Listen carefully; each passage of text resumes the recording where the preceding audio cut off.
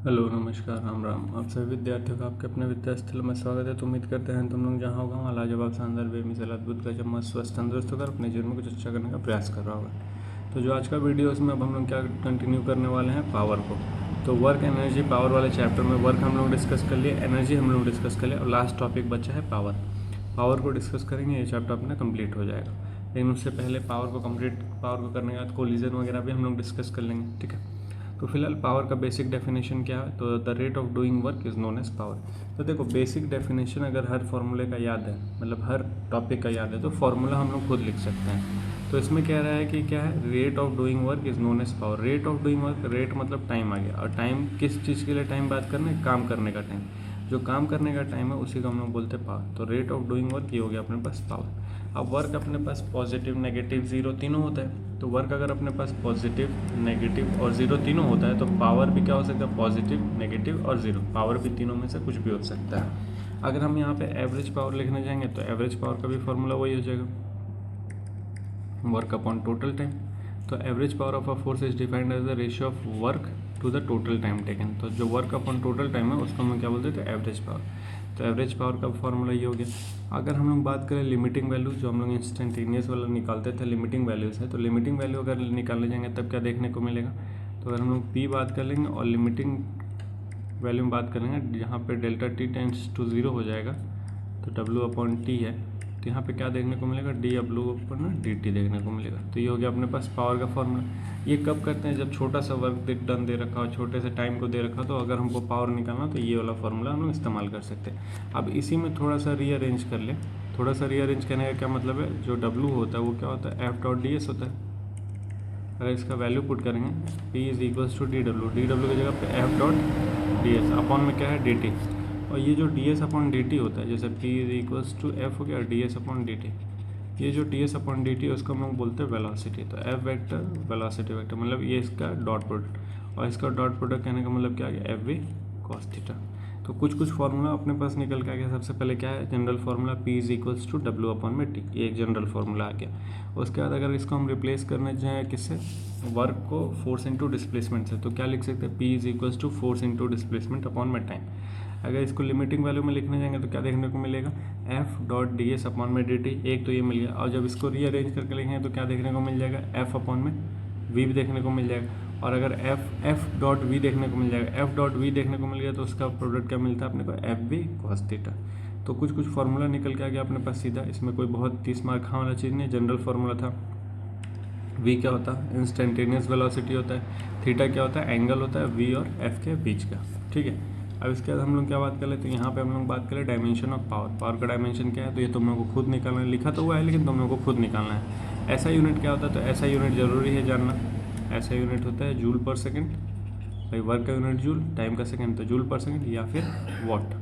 तो what, kilo watt ऐसा करके अगर दे रखा, मतलब किसके बारे में बात कर रहा है, पावर के बारे में बात कर रहा है। अब एक और रिलेशन जरूरी है याद रखना, वो रिलेशन क्या है, हॉर्स पावर और वॉट के बीच का रिलेशन। तो 1 हॉर्स पावर जो होता है वो 746 वॉट के बराबर होता है। क्योंकि कई बार ऐसा क्वेश्चन दिया होगा इंजन वाला, जिसमें हॉर्स पावर में बात करेगा कि भाई 10 हॉर्स पावर का कोई इंजन है तो कितना वर्क डन करेगा इतने टाइम के, कुछ भी ऐसा क्वेश्चन देगा।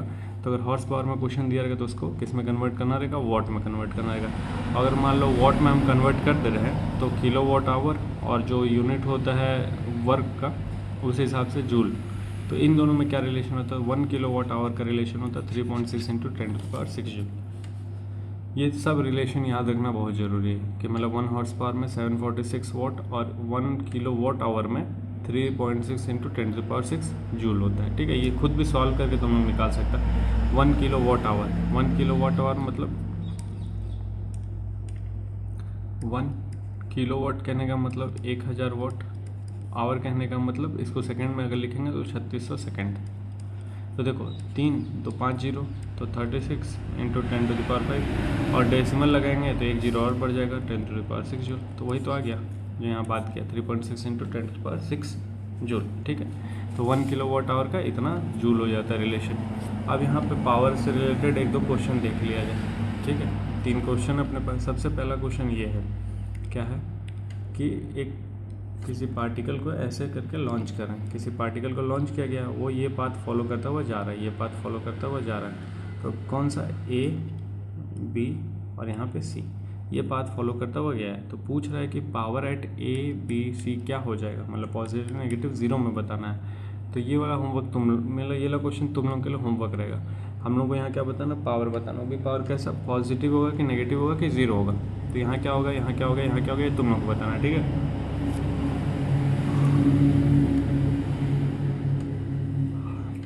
बाकी अब हम लोग चलते दूसरे क्वेश्चन पे। दूसरा क्वेश्चन कह रहा है, फोर्स ये दिया हुआ है अपने को, वेलोसिटी ये दिया हुआ अपने को, बोल रहा है इंस्टेंटेनियस पावर निकालना। तो पावर का फॉर्मूला क्या हो गया, फोर्स इंटू वेलोसिटी। अब फोर्स इंटू वेलोसिटी का डॉट प्रोडक्ट निकालना है। डॉट प्रोडक्ट निकालना है तो मतलब 60 इंटू 2 हो जाएगा, 60 इंटू 4 हो जाएगा, 60 इंटू 5 हो जाएगा, ऐसे करके। ये भी तुम लोगों को मालूम है, तो ये भी तुम लोगों के लिए होमवर्क, सब होमवर्क के रहेगा, ठीक है। ये भी क्या रहेगा, HW, और ये भी क्या रहेगा, HW। अब ये देख लीजिए, कह रहा है कि how much water a pump of इतना किलोवाट। देखो ये क्या दे दिया, पावर दे दिया, किलोवाट मतलब ये पावर के बारे में बात कर दिया। कैन रेज इन 1 मिनट, ये क्या हो गया, टाइम हो गया, मतलब पावर दे दिया अपने को, टाइम दे दिया। बोला how much water, how much मतलब क्वांटिटी फाइंड करना अपने को, टू हाइट ऑफ 10 मीटर। कह रहा है कि एक पंप लगाए हुए हैं हम लोग, 2 किलोवाट का पंप है। तो और वो पूछा जा रहा है कि 1 मिनट में कितना वो पंप पानी को बाहर निकालेगा, कितने हाइट तक, 10 मीटर हाइट तक। तो पावर का फॉर्मूला क्या है, अब इसको साफ कर दे रहे हैं, ठीक है। ये अपने काम हो गया है, तो यहीं पे सॉल्व करना है। तो पावर का जनरल फार्मूला हम लोग क्या जानते हैं, पावर का फार्मूला हम लोग जनरल फार्मूला W/T जानते हैं, वर्क। ये जो वर्क होगा कहीं ना कहीं ग्रेविटी के अगेंस्ट काम करना पड़ेगा। मतलब नीचे पानी है, पानी को हमको बाहर निकालना है। पानी को अगर हमको बाहर निकालना है, किसके मदद से निकाल रहे हैं, पंप के मदद से निकाल रहे हैं। पंप का जो पावर है वो कितना है, 2 किलोवाट का पंप का पावर है, 2 किलो, ये हो गया पंप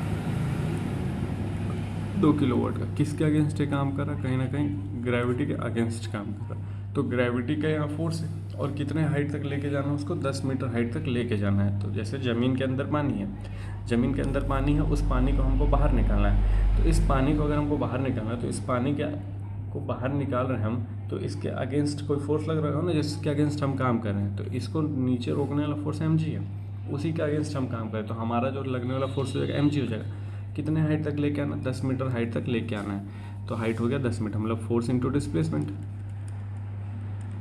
अपॉन में टाइम। तो फोर्स कितना अपने पास mg है, डिस्प्लेसमेंट कितना है, हाइट h हाइट तक, और टाइम कितना है, 1 मिनट का टाइम है, 1 मिनट, हाँ 1 मिनट का टाइम है ये टाइम। अब ये सारा वैल्यू दे रखा है, अब इसको सॉल्व करना है। तो सॉल्व कैसे किया जाएगा, तो सॉल्व कर लिया जाएगा भाई, क्या है उसमें।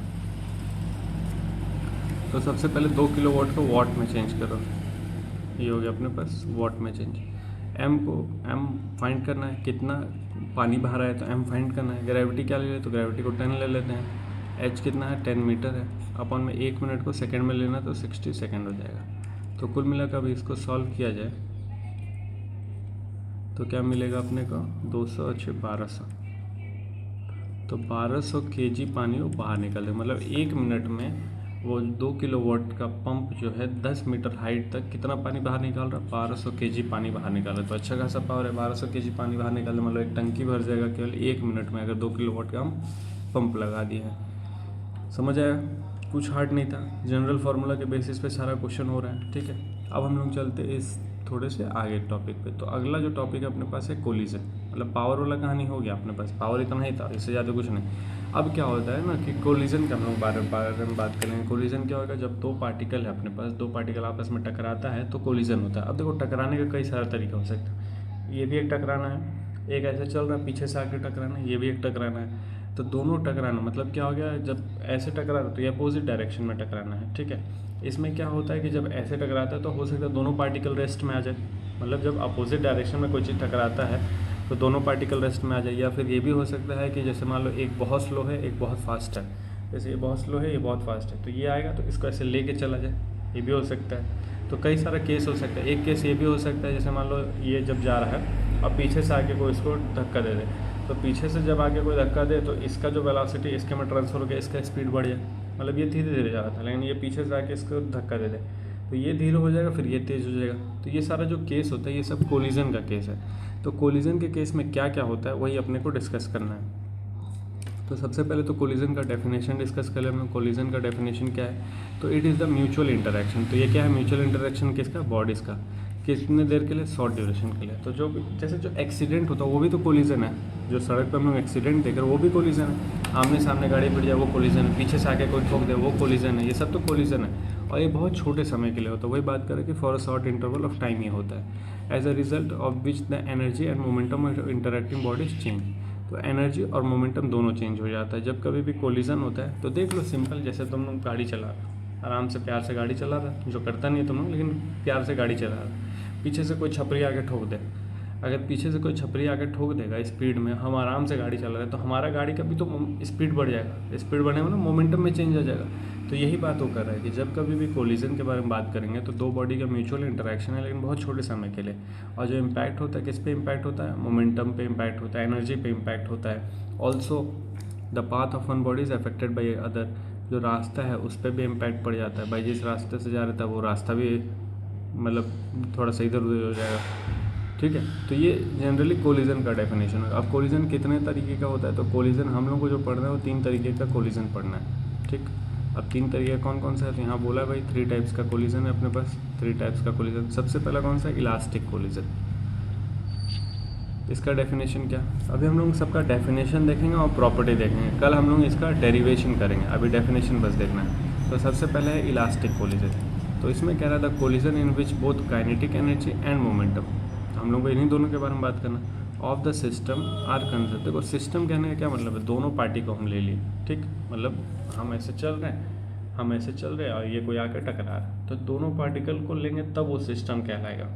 तो collision in which both kinetic energy momentum of a system are conserve and इसी को हम लोग क्या बोल देते हैं, इलास्टिक कोलिजन। जैसे क्या हो गया, कोलिजन बिटवीन सब एटॉमिक पार्टिकल्स। तो जो सब एटॉमिक पार्टिकल का कोलिजन है उसको हम लोग बोलते हैं इलास्टिक कोलिजन। तो इलास्टिक कोलिजन में जब कभी भी कोलिजन होता है, ऐसा कोलिजन जब कभी मोमेंटम और काइनेटिक एनर्जी दोनों कंजर्व हो जाए किसी सिस्टम का, उसको हम लोग बोलते हैं इलास्टिक कोलिजन। ठीक है, फिर क्या है दूसरा एग्जांपल, दो ग्लास अगर आपस में टकराता है तो भी किसका एग्जांपल है, इलास्टिक कोलिजन का। अब इसमें क्या क्या प्रॉपर्टी है वो जान लिया जाए, क्योंकि प्रॉपर्टी सबसे इंपॉर्टेंट है जानना। तो सबसे पहला प्रॉपर्टी है इसमें कह रहा है कि मोमेंटम जो है कंजर्व रहेगा। तो अभी हम लोग वही तो पढ़े हैं भाई कि मोमेंटम और काइनेटिक एनर्जी दोनों कंजर्व रहेगा, तभी उसको हम लोग क्या बोल रहे हैं, इलास्टिक कोलिजन बोल रहे हैं। तो इलास्टिक है तो मोमेंटम और काइनेटिक एनर्जी कंजर्व रहेगा। तो ये दोनों कंजर्व है तो टोटल एनर्जी भी क्या रहेगा, कंजर्व रहेगा।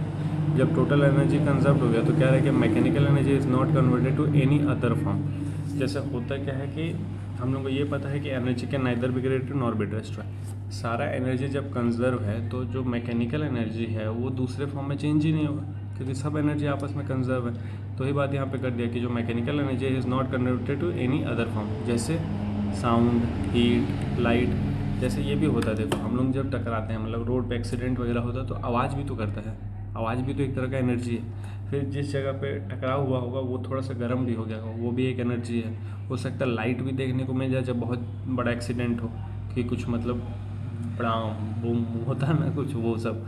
तो साउंड भी हो, हीट भी हो, लाइट भी हो, तो ये एनर्जी का कन्वर्जन है कि मतलब उस बॉडी के पास कुछ एनर्जी था वो कन्वर्ट हो गया इन सब फॉर्म में। लेकिन जब हम लोग इलास्टिक कोलिजन के बारे में बात करते हैं तो जो मैकेनिकल एनर्जी हो किसी और फॉर्म में चेंज नहीं होता है। तो जब किसी और फॉर्म में चेंज नहीं होता है तो हमारे पास क्या है, साउंड, हीट, लाइट या अदर फॉर्म।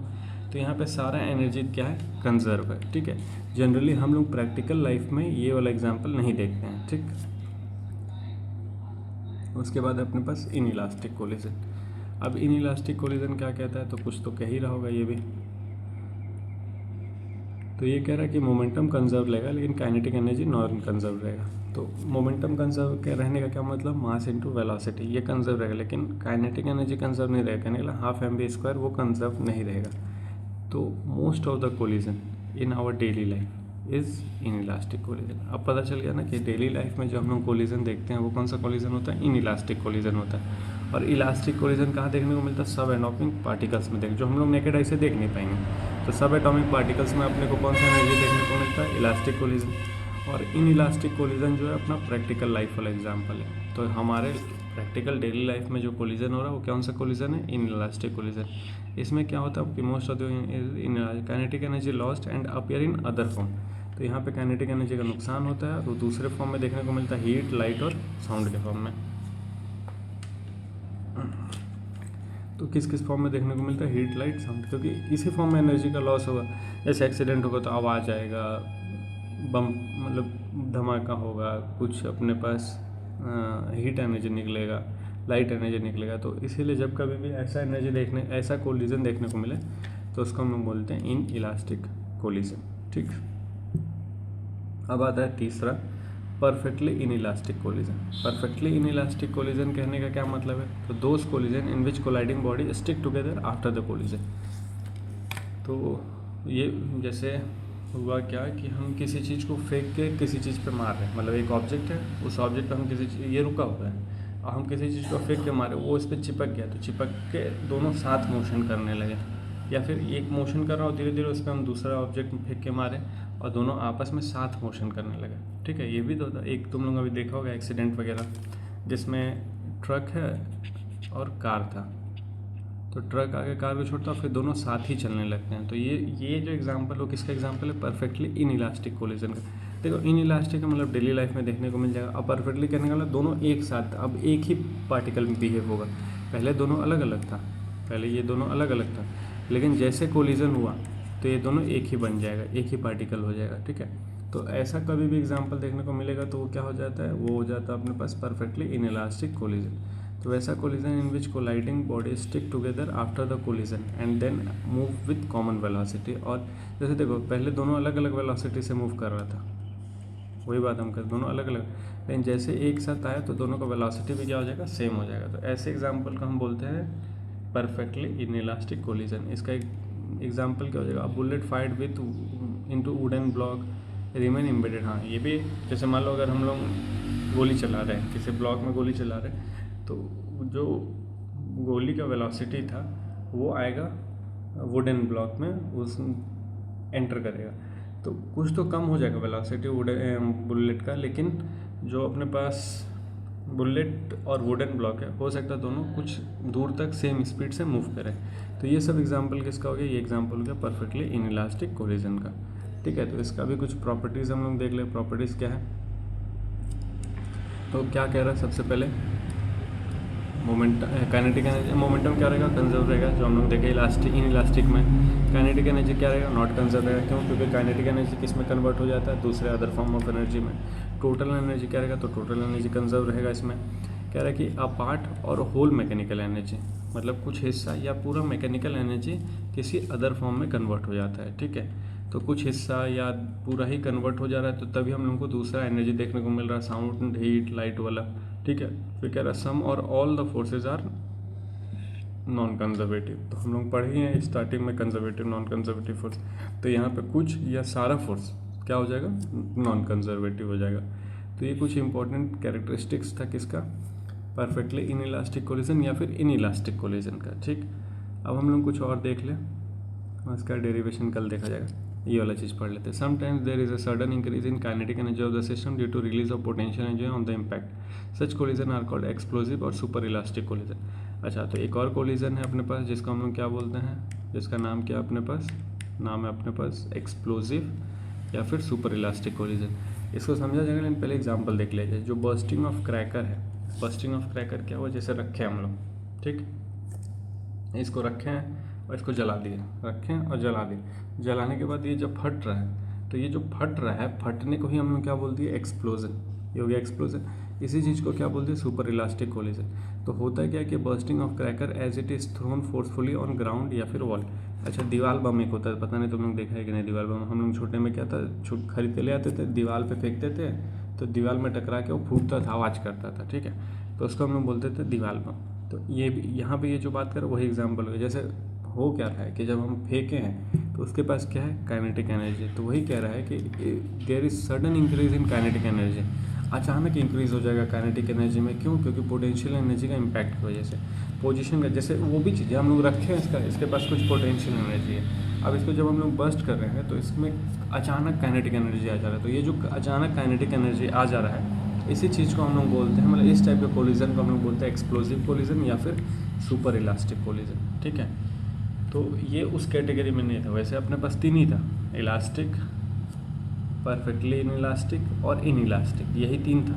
लेकिन अगर सुपर इलास्टिक कहीं देखने को मिल जाए, मतलब किसके बारे में बात करें? एक्सप्लोजन के बारे में बात करें। ठीक, और ये होता क्या है? तो इसमें जो इंक्रीज़ है, सडन इंक्रीज़ है किसमें? काइनेटिक एनर्जी में। किस वजह से? Due to release of potential energy on the impact. ठीक है, तो ये कुछ अपने पास कोलिजन का टाइप्स हो गया और उसका प्रॉपर्टी हो गया। अब बचता है देखो ये डेरिवेशन है, तो ये डेरिवेशन वगैरह हम लोग कल डिस्कस कर लेंगे, क्योंकि आज करेंगे तो ज़्यादा ही लंबा बन जाएगा वीडियो, 20 मिनट का वैसे ही हो गया। तो आज इतना ही रहने देते हैं, बाकी जो है कल कंटिन्यू करेंगे। तब तक के लिए राम राम, और पढ़ाई लिखाई करते रहना, अपना ख्याल रखना, ज़्यादा किसी को परेशान नहीं करना है। चलो फिर मिलते हैं।